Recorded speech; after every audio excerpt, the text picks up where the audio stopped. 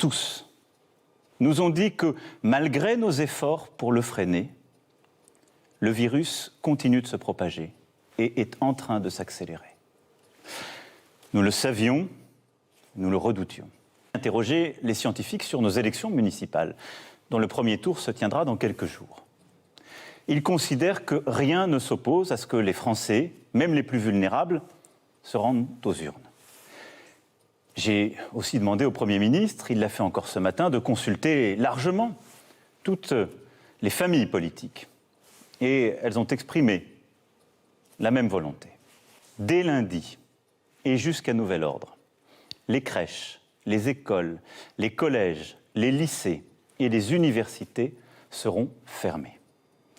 Pour une raison simple, nos enfants et nos plus jeunes, selon les scientifiques toujours, sont celles et ceux qui propagent, semble-t-il, le plus rapidement le virus, même si pour les enfants, ils n'ont parfois pas de symptômes. Et heureusement, ne semblent pas aujourd'hui souffrir de forme aiguë de la maladie. C'est à la fois pour les protéger et pour réduire la dissémination du virus à travers notre territoire.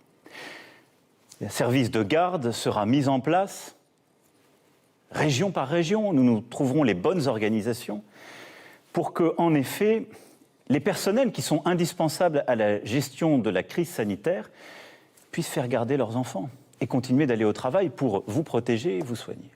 La trêve hivernale sera reportée de 2 mois.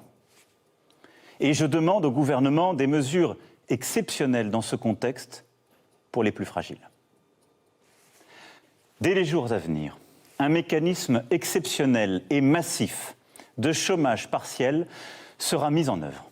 Des premières annonces ont été faites par les ministres. Nous irons beaucoup plus loin. L'État prendra en charge l'indemnisation des salariés contraints à rester chez eux.